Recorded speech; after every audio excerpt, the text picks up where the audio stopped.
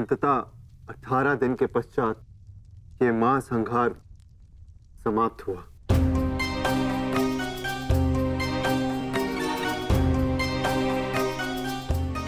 युद्ध भूमि को त्यागने से पूर्व युद्ध को संपूर्ण नहीं समझा जाता धर्मराज।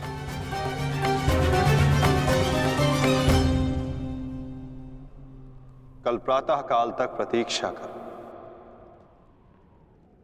क्या पता कि कोई और चुनौती हमारी प्रतीक्षा कर रही हो। आज रात्रि जब वो विश्राम करें तो हम उनका संहार करेंगे। जिस प्रकार उल्लू रात्रि में अपने शत्रु का अंत करता है, उसी प्रकार हम भी पांडवों का शिकार करेंगे। पांडवों का स्वागत हस्तिनापुर में नहीं, यमलोक में होगा। यमलोक में। यदि कल प्रातः काल तक कोई चुनौती नहीं आती तो ही इस युद्ध को समाप्त समझना धर्मराज। किंतु माधव, अब हमें चुनौती देने के लिए शेष बचा ही कौन है? अश्वत्थामा। क्या हम अनीति पूर्वक पांडवों का वध करेंगे? इस महाभारत में नीति अब शेष ही कहां है? क्या मेरे पिता का वध नीति से हुआ? क्या महामहिम भीष्म का संहार नीति पूर्वक था? क्या कर्ण का वध नीति का था? यहाँ तक कि मित्र दुर्योधन को भी नीति से परास्त किया गया। तो तुम किस नीति की आशा लगाए बैठे हो कृतवर्मा? इस युद्ध में नीति और अनीति का कोई महत्व नहीं।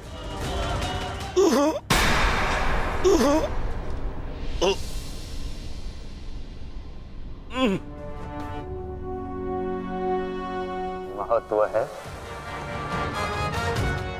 तो केवल विजय का। महत्व है तो केवल प्रतिशोध का।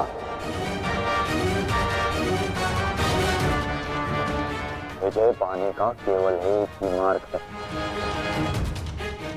आक्रमण। और वो भी तब जब शत्रु निद्रा में लीन हो। अपने शस्त्र के साथ सज्ज रहो कृतवर्मा, और रात्रि की प्रतीक्षा करो।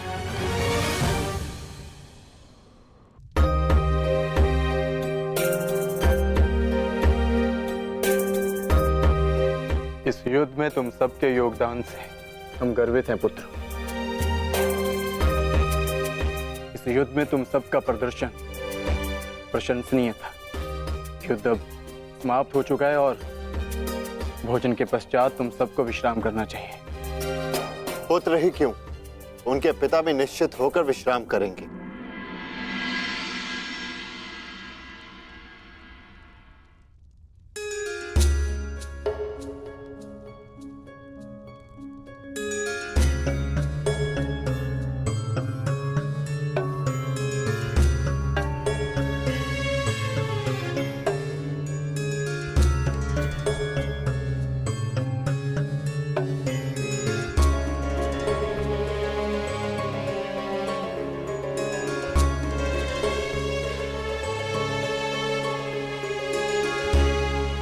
क्या हुआ माधव?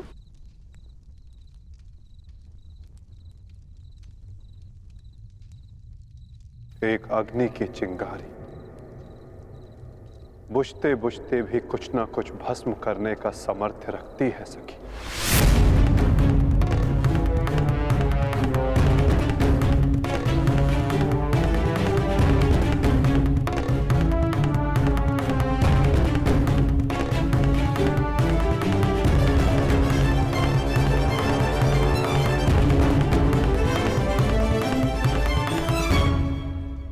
ये माधव क्या कह रहे थे? क्या कोई अनहोनी घटित होने वाली है?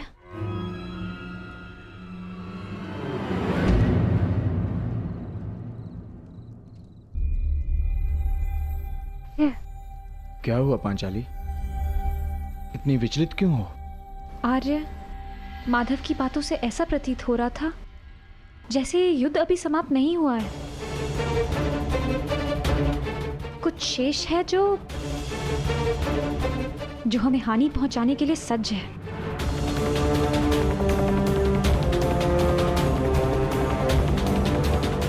माधव की कोई भी बात कभी भी निरर्थक नहीं होती।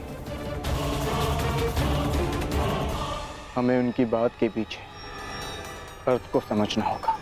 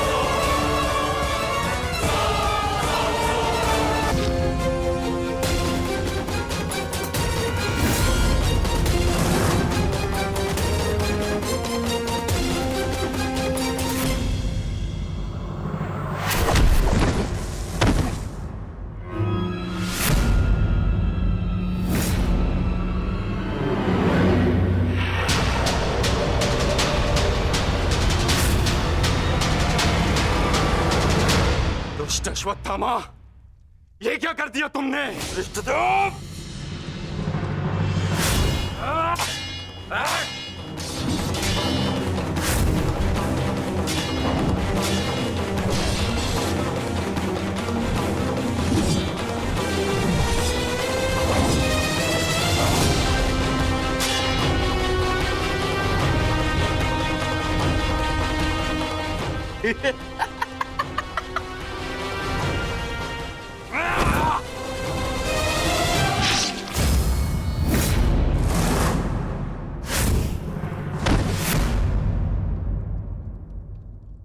ये छटपटाहट जो आज तुम अनुभव कर रहे हो धृष्टद्युम्न, मैंने भी ये छटपटाहट अनुभव की थी। अब तुमने मेरे पिताश्री का शीश उनके धड़ से भिन्न कर दिया था। यही छटपटाहट धृष्टद्युम्न, यही छटपटाहट।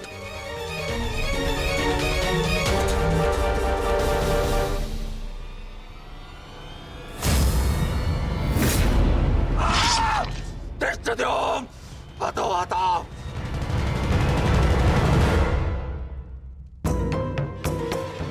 एक अग्नि की चिंगारी बुझते बुझते भी कुछ ना कुछ भस्म करने का सामर्थ्य रखती है सखी। माधव की कोई भी बात कभी भी निरर्थक नहीं होती।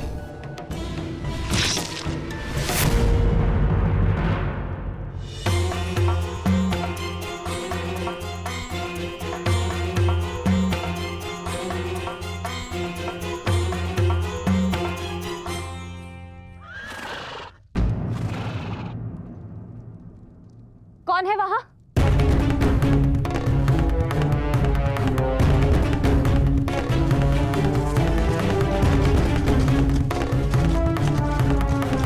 कौन है?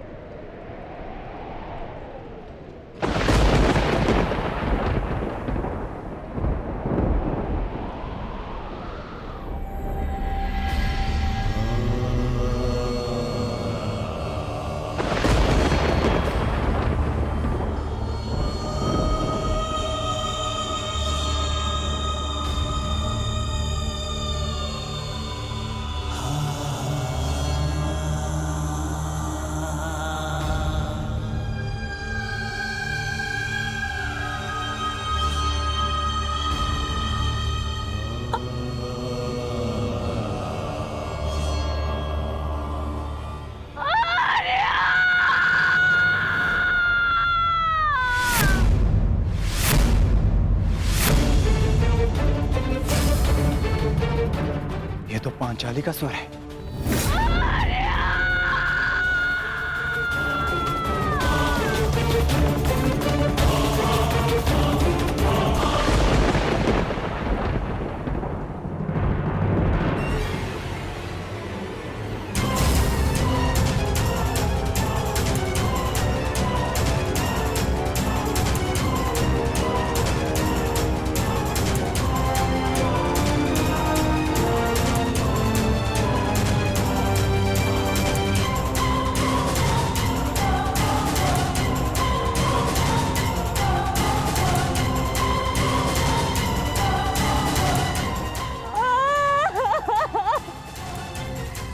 ये सब क्या हो गया?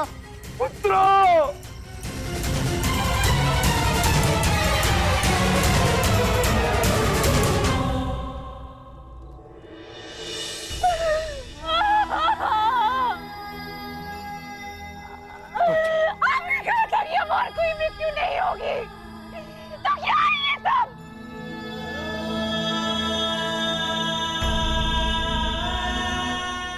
आपने कहा था कि युद्ध समाप्त हो चुका है, तो मेरे किस बात का प्रतिशोध है? बताइए धर्मराज। ये सब क्या हो गया? किसने किया ये पांचाली? किसने? मैंने नहीं देखा, वो दूर भाग रहा था,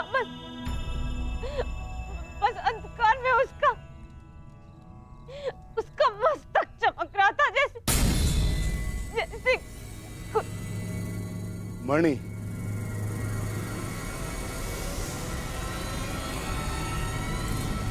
अश्वत्थामा।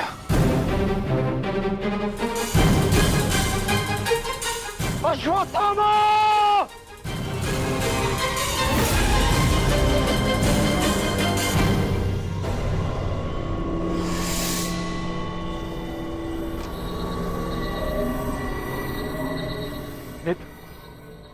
मित्र, हमारा प्रतिशोध पूर्ण हुआ मित्र।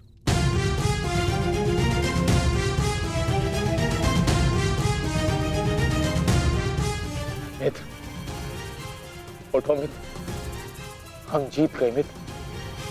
मैंने तुम्हें विजय दिला दी मित्र। मैंने पांचों पांडवों और अपने पिता के हत्यारे का वध कर दिया मित्र। देखो,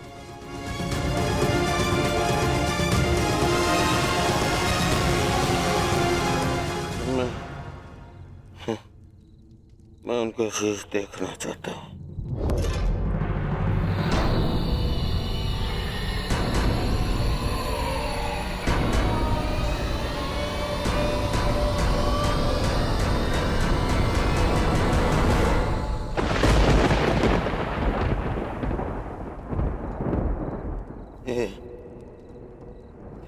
ये पांडव नहीं है।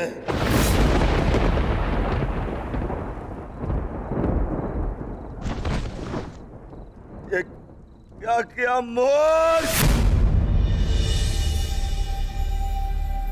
ये क्या कर दिया तुमने? ये पांडव नहीं है,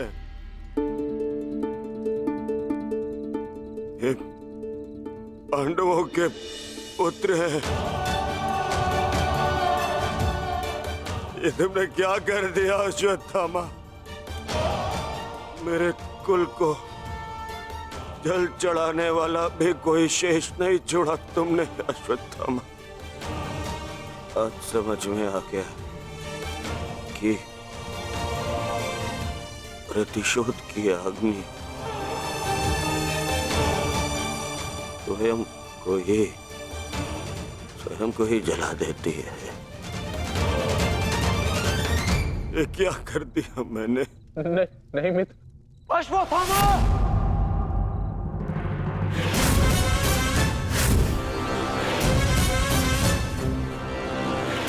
ये तुम्हारा निर्णय था अश्वत्थामा। मेरे लिए तो युद्ध समाप्त हो गया था। अब इस संकट को तुम ही झेलो।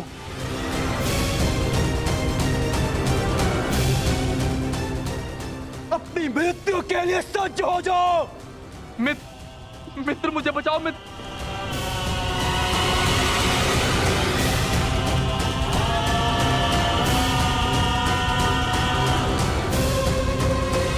अश्वत्थामा!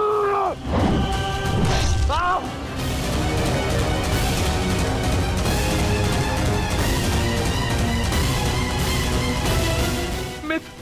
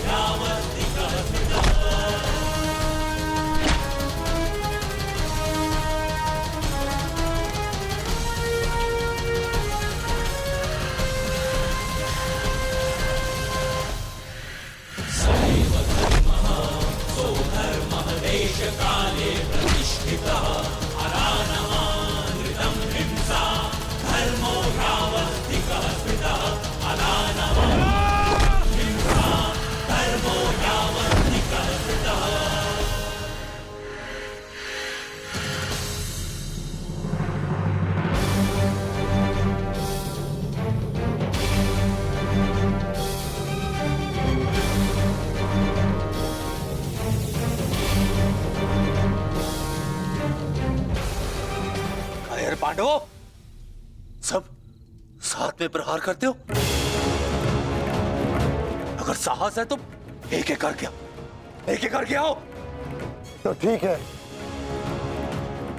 चुनो किसे चुनौती देना चाहते हो तुम।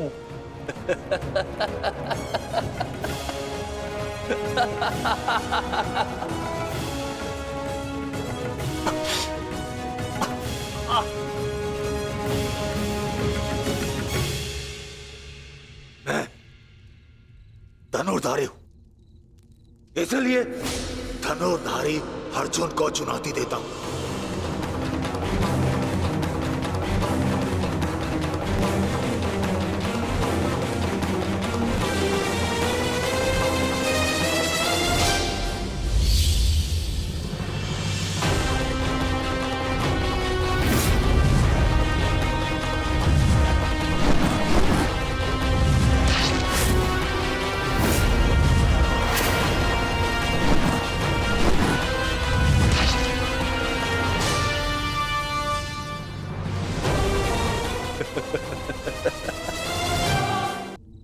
और ना ही मुझसे,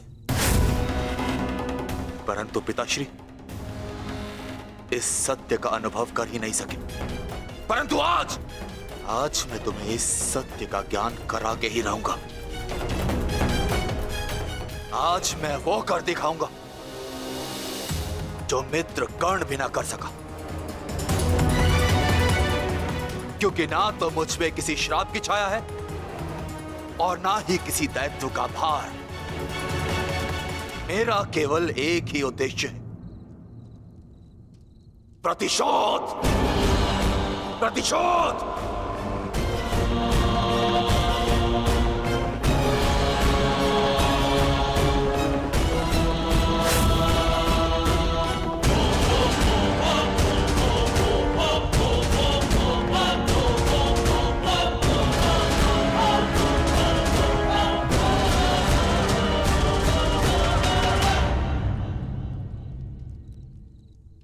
ब्रह्मास्त्र।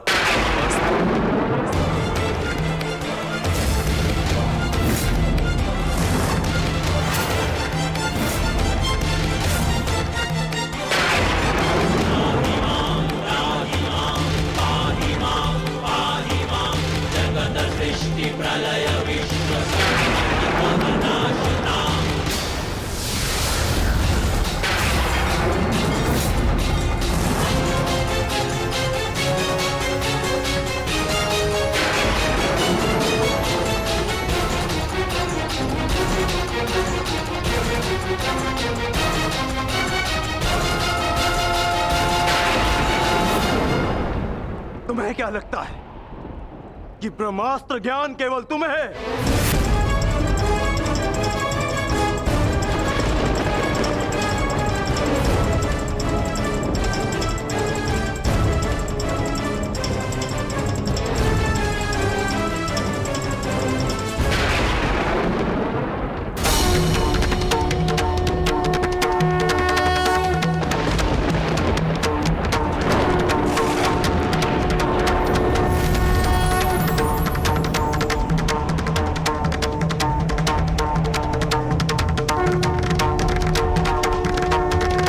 ठहरो पार्थ।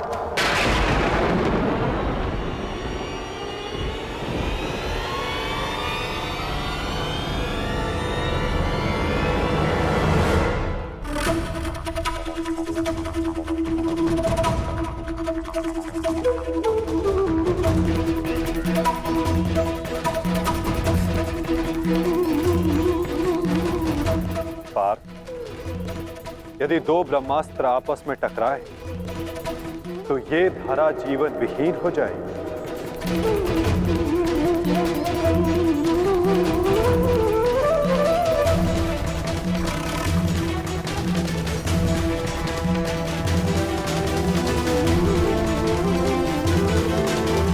ये हुआ था पार्थ, सृष्टि के नाश के लिए नहीं। अपना ब्रह्मास्त्र वापस ले लो पार्थ।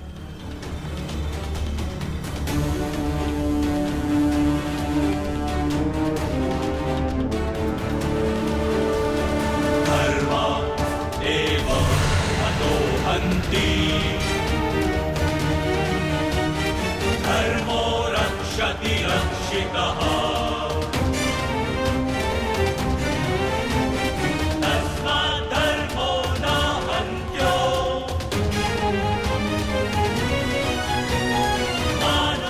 अश्वत्थामा, तुम भी अपना ब्रह्मास्त्र लौटा लो। धर्मो रक्षति रक्षितः तस्मात् धर्मो न हन्त्यो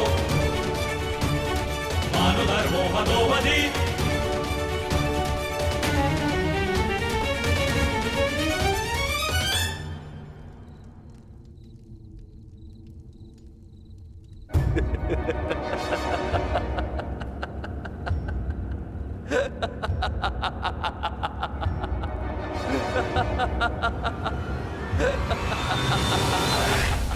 मुझे लगता था कि मेरे पिताश्री सबसे अधिक प्रेम मुझसे करते, अपने पुत्र से, परंतु नहीं।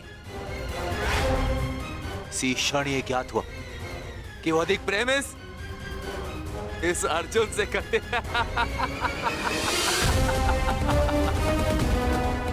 कदाचित इसीलिए उन्होंने अर्जुन को ब्रह्मास्त्र वापस लेने का मंत्र सिखाया,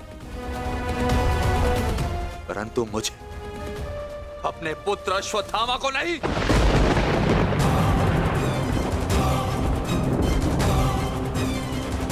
वासुदेव, वासुदेव, मुझे ब्रह्मास्त्र वापस लौटाने का मंत्र नहीं आता। नहीं आता।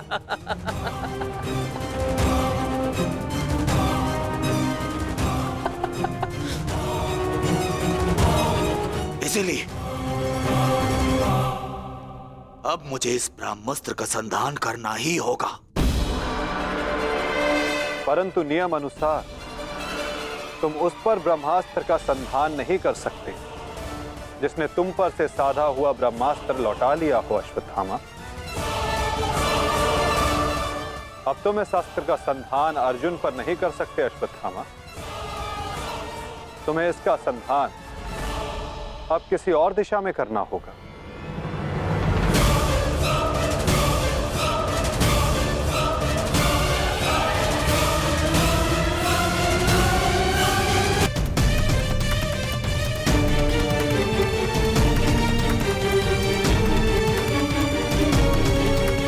वासुदेव, इस युद्ध में हमारे नाश का कारण केवल आप हैं। आप,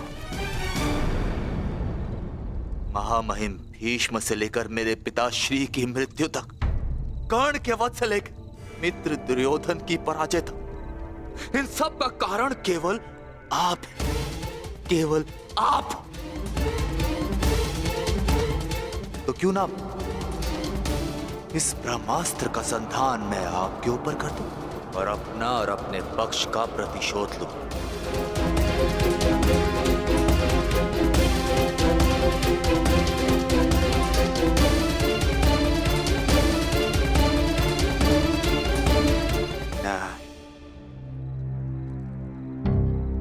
नहीं वासुदेव, नहीं। एक साधारण से ग्वाले पर मैं अगर ब्रह्मास्त्र का संधान करूंगा तो ये ब्रह्मास्त्र का अपमान होगा। वासुदेव, तुम्हें तो इस महाविनाश की ग्लानि से ही मर जाना चाहिए। तुम पर संधान करने से क्या लाभ?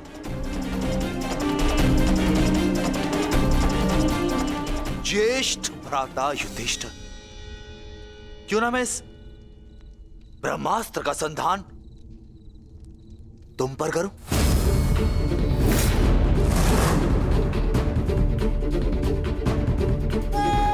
क्योंकि राजा समाप्त, अर्थात युद्ध समाप्त। इस एक अस्त्र से मैं इस युद्ध का परिणाम बदल सकता हूं। तुम्हारे प्राण लेकर भ्राताश्री, परंतु नहीं, क्योंकि जिस मित्र दुर्योधन के लिए हमने ये युद्ध लड़ा वो अपने जीवन का युद्ध हार चुका है। इसीलिए इस युद्ध और इस विजय का कोई अर्थ ही नहीं है। भ्राता भीम, गदाधारी भीम,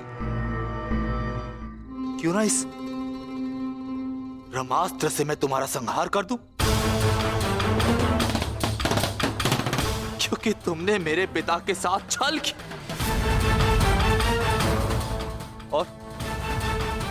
और बड़ी निर्दयता से मेरे पिता का अंत करवाया।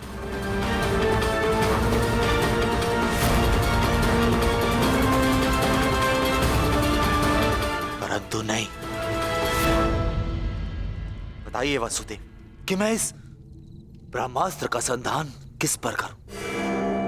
उत्तर दीजिए वासुदेव, उत्तर दीजिए।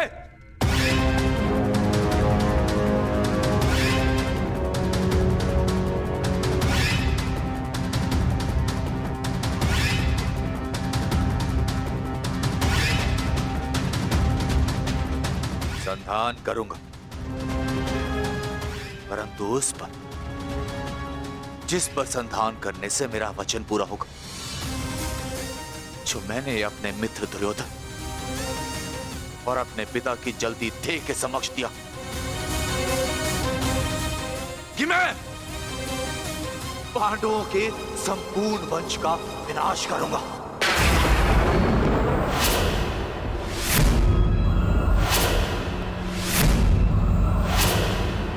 मैं द्रोण पुत्र अश्वत्थामा ये कामना करता कि मेरा ये ब्रह्मास्त्र गिरे उत्तरा के गर्भ पर, जहां पांडवों के वंश का अंतिम बीज पल रहा है। अश्वत्थामा!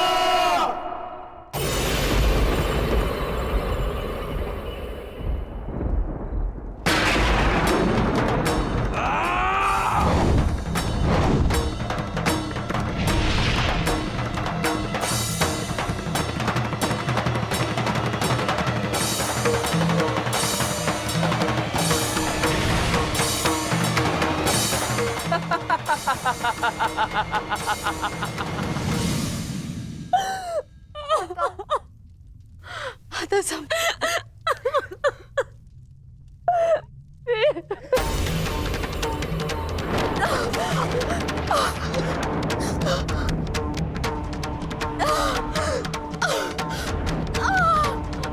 क्या हुआ पुत्री, तुम ठीक हो ना? पता नहीं माता, ऐसा लग रहा है जैसे किसी ने मेरी घर पर प्रहार कर दिया हो।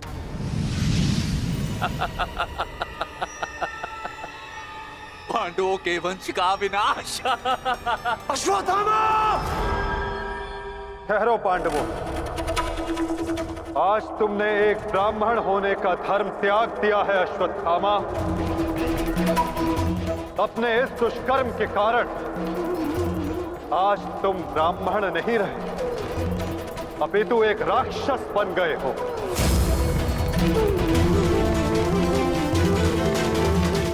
आज तुम्हें वो दंड दिया जाएगा जो एक राक्षस को दिया जाता है। तुम्हें अपने दुष्कर्मों का परिणाम भुगतना होगा अश्वत्थामा। परंतु माता, उत्तरा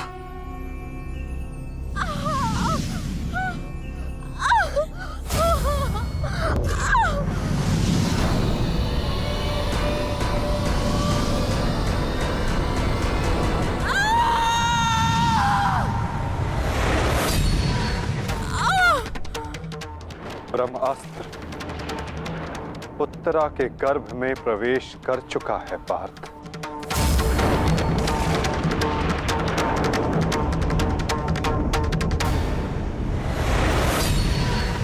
नहीं माता, ब्रह्मास्त्र का प्रहार कभी व्यर्थ नहीं जाता पार्थ। और उत्तरा की कोख में पल रहे नवजीवन के प्राणों पर यदि कोई संकट आया तो ये संकट केवल उसके प्राणों पर नहीं, उसके भविष्य पर नहीं, अपितु समस्त संसार के भविष्य पर आएगा पार्थ।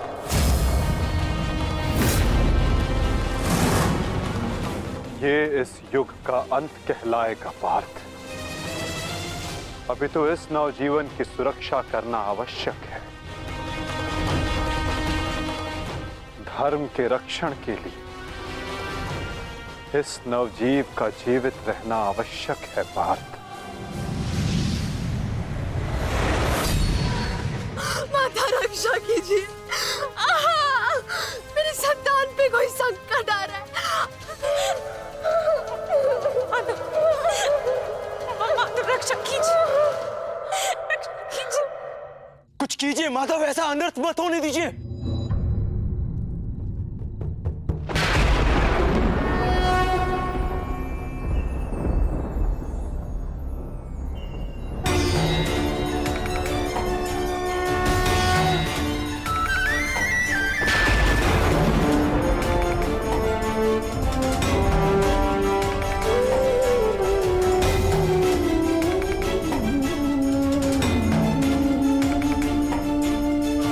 कृष्ण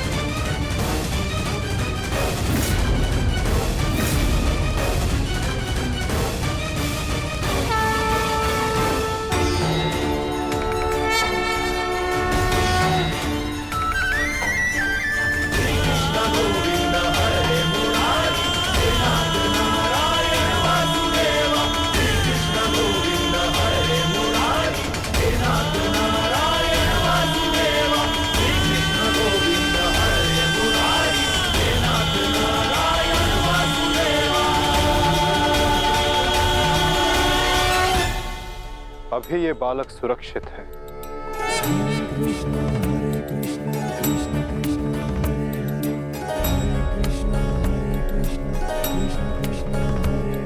किंतु ब्रह्मास्त्र रूपी काल अभी भी इस पर घात लगाए बैठा है।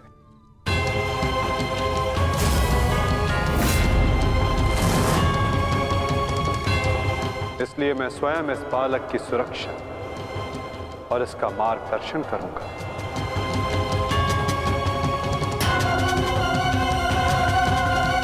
परंतु इस अद्भुत बालक की परीक्षा की घड़ी तो अब प्रारंभ हुई है। एक योद्धा की भांति इस बालक को इस संसार में जन्म लेना होगा, जो धर्म के मार्ग को प्रशस्त करेगा। एक योद्धा इस संसार में आने के पश्चात युद्ध लड़ता है, किंतु इस बालक को जन्म लेने के लिए संघर्ष करना होगा और जीवन की ये परीक्षा इसे स्वयं देनी होगी।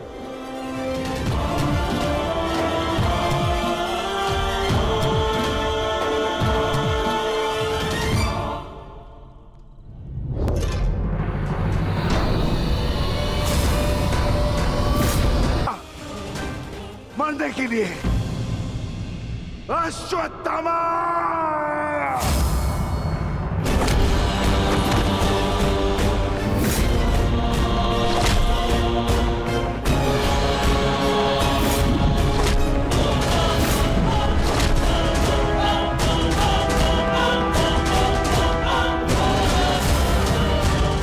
ठहरो विकोदर।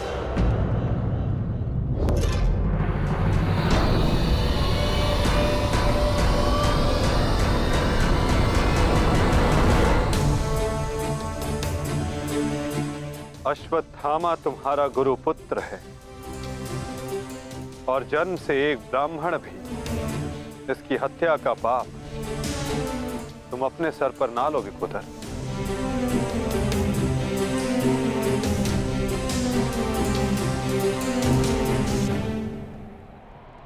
किंतु माधव, इसने जो किया है वो क्षमा के योग्य नहीं।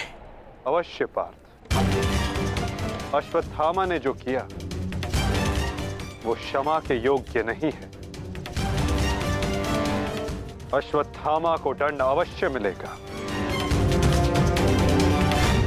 ऐसा दंड कि आने वाला संसार सदा स्मरण रखे कि मूर्खता और खीज में किया गया कर्म सदा विनाशकारी सिद्ध होता है।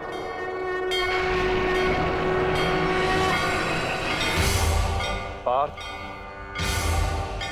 अश्वत्थामा के मस्तक की मणि निकाल।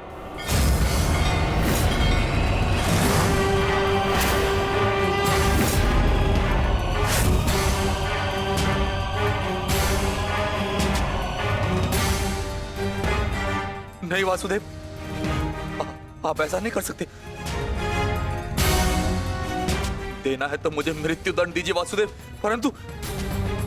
परंतु ऐसा मत कीजिए। तुम वीर गति पाने के योग्य नहीं हो अश्वत्थामा। तुमने जो किया है उसका दंड तुम आजीवन भुगतोगे। पार्थ,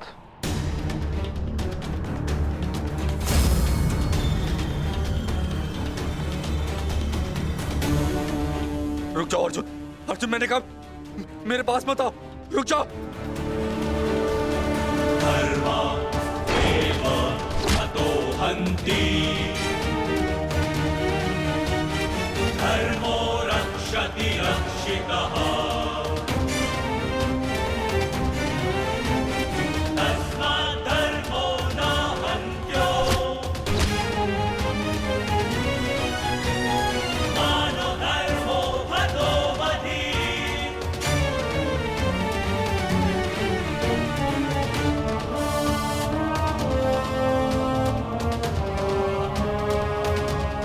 अर्जुन नहीं, नहीं अर्जुन, धर्मो रक्षति रक्षितः, अर्जुन नहीं। अर्जुन धर्मो रक्षति रक्षितः अर्जुन मानो धर्मो हतो वधि अर्जुन नहीं, वासुदेव क्षमा कर दीजिए।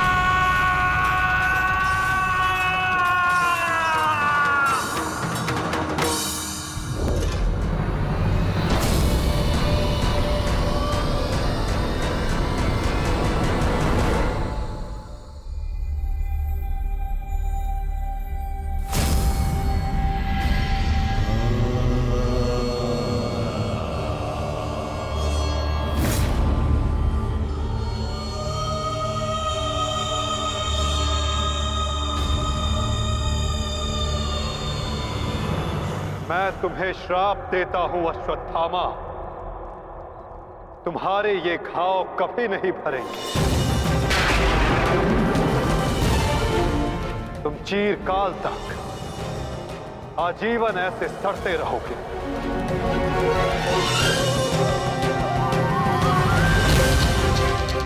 ये घाव लिए तुम जीते रहोगे अश्वत्थामा, और कलयुग तक समस्त संसार को संदेश दोगे कि पाप का भार असहनीय होता है। नहीं नहीं नहीं नहीं नहीं वासुदेव, वासुदेव मुझे क्षमा कर दीजिए, मुझे मृत्यु दे दीजिए वासुदेव, परंतु ऐसा मत कीजिए। नहीं गुरुपुत्र, अब से तुम्हारा जीवन ही तुम्हारा दंड है।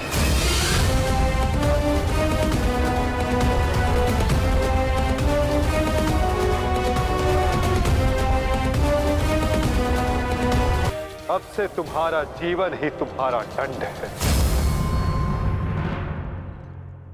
ये क्या हो गया विदुर, ये क्या हो गया? एक भूल के कारण मेरा समस्त वंश समाप्त हो गया विदुर, समाप्त हो गया। यदि उस सभा में मैंने अपने पुत्र को रोका होता तो आज मेरे सभी 100 पुत्र जीवित होते।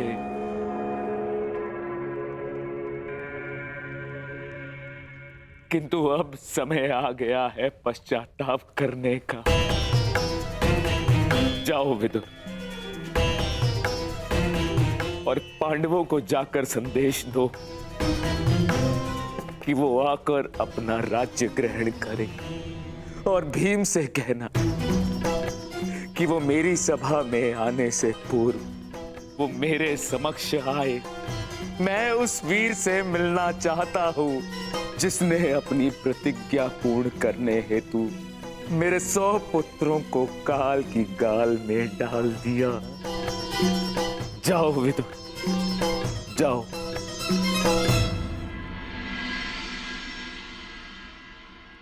महाराज धृतराष्ट्र की आज्ञा का पालन अवश्य होगा महात्मा विदुर। कल पांडव उनके समक्ष अवश्य प्रस्तुत होंगे।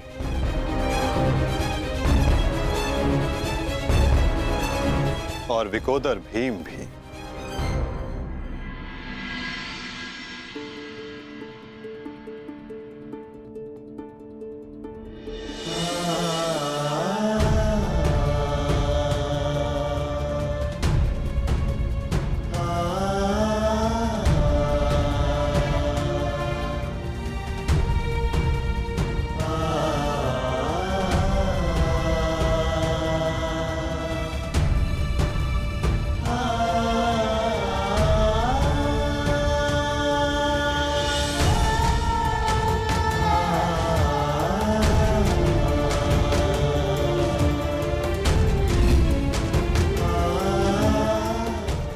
ज्ञान हो पुत्रों।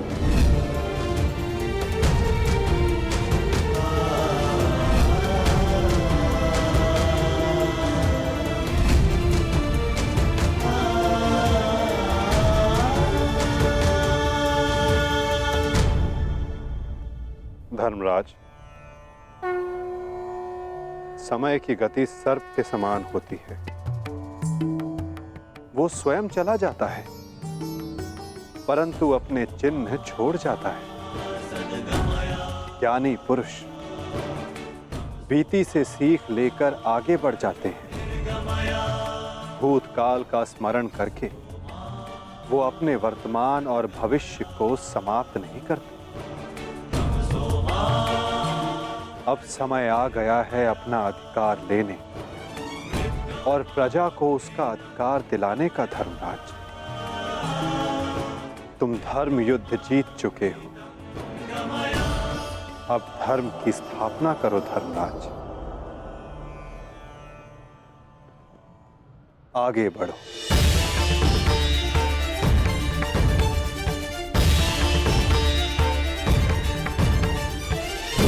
क्षमा क्षमोस्तेयम् शौचमिन्द्रिय निग्रहा।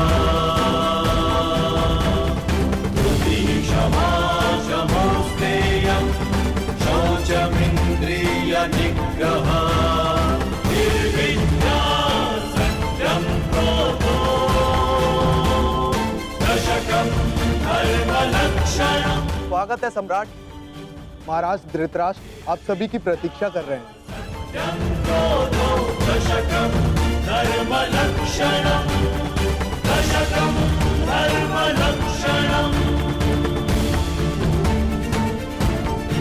ठहरो सैनिक।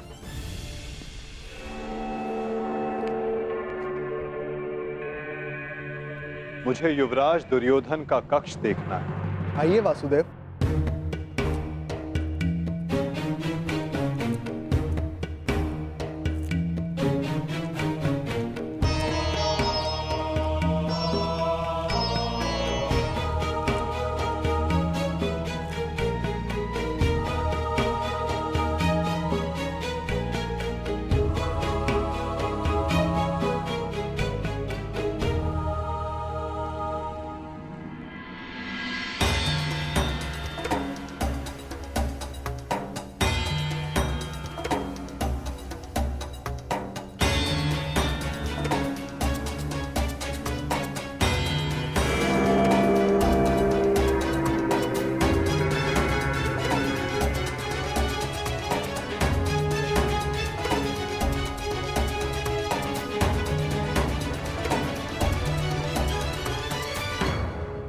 इस लो प्रतिमा का उपयोग युवराज अपने युद्ध अभ्यास के लिए किया करते थे। किंतु ना अब दुर्योधन शेष है, ना युद्ध। अब इस प्रतिमा का स्थान बदलने का समय आ गया है।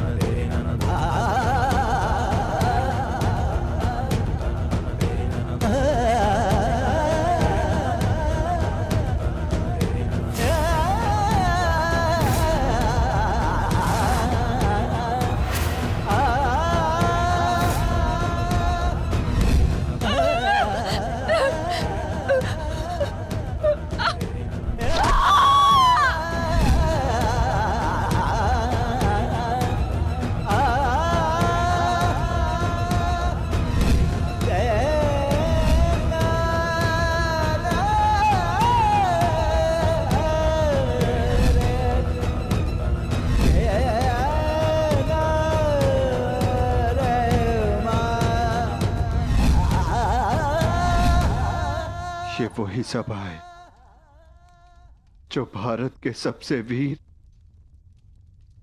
और महान महारथियों से सजी रहती थी, और आज ये रिक्त है। वो एक अशुभ दिन था, वो एक द्यूत सभा जो मेरे 100 भाइयों और उन सभी महारथियों के विनाश का कारण बनी। 100 नहीं, 101 101 भाई थे भ्राता भीम, कौरव और ज्येष्ठ कर्ण। सारी प्रतिज्ञाएं पूर्ण हो गई। यदि कुछ खाली है तो ये सभा। तुम सब विलाप ना करो।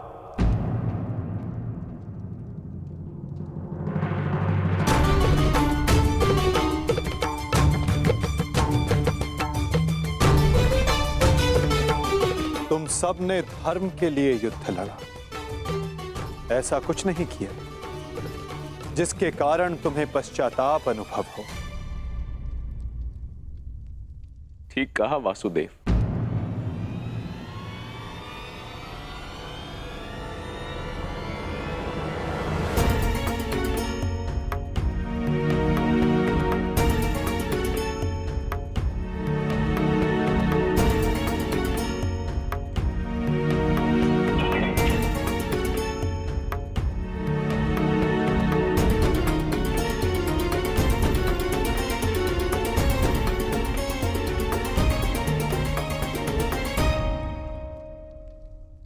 पश्चाताप तो मुझे करना चाहिए। एक राजा का कर्तव्य होता है अपनी प्रजा को उन्नति के द्वार तक लेकर जाना,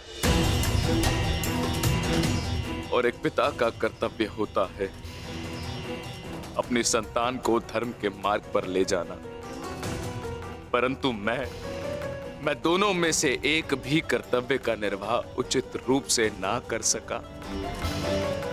यदि आज ये सभा रिक्त है तो उसका कारण मैं ही हूं वासुदेव।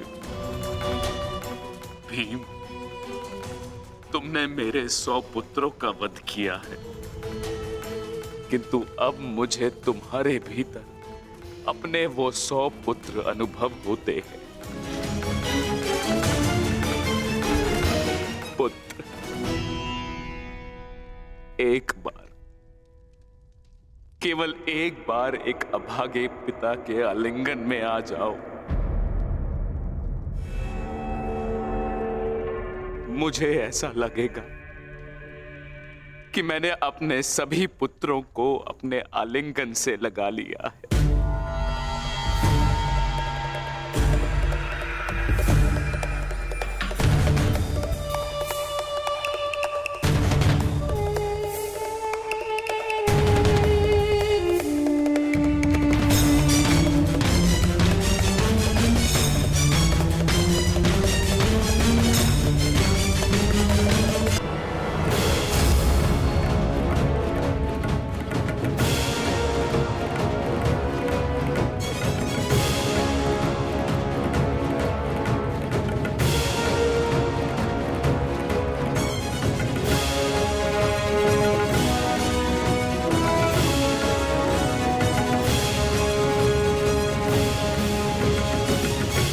तुम्हारे अंदर 100 हाथियों का बल है ना भीम,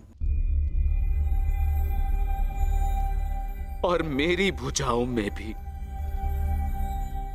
मेरे 100 पुत्रों का वध करते हुए तुम्हें तनिक भी पीड़ा नहीं हुई भीम? तनिक भी हृदय नहीं कांपा तुम्हारा अपने भ्राताओं का वध करते हुए?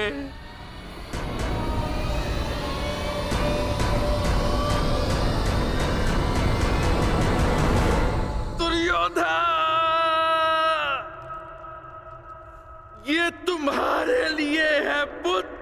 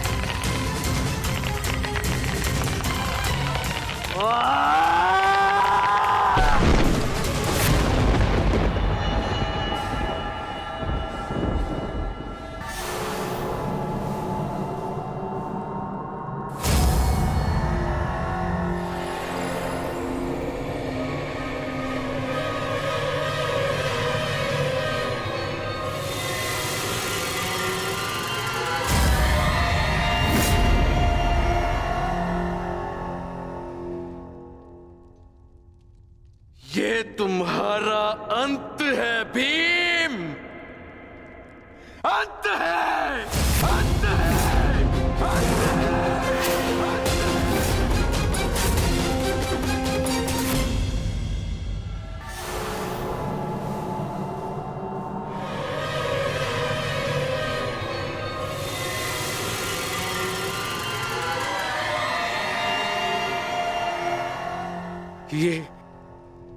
ये मैंने क्या कर दिया? मैं भी पुत्र हंता हो गया। ये मैंने क्या कर दिया देव? भ्राता पांडु, मुझे क्षमा कर देना भ्राता पांडु।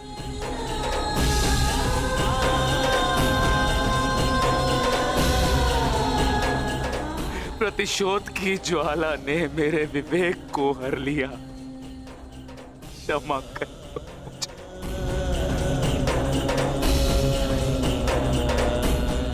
पुत्र भीम,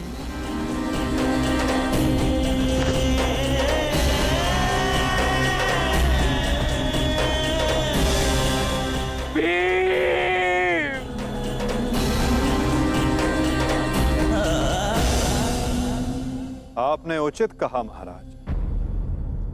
जब मनुष्य का विवेक हर जाता है तो उसके पांव स्वतः ही पाप की ओर बढ़ जाते हैं। किंतु अभी समय नहीं आया है महाराज कि आप अपने भाई से क्षमा मांगे। आपके पुत्र विकोदर भीम अब भी जीवित हैं।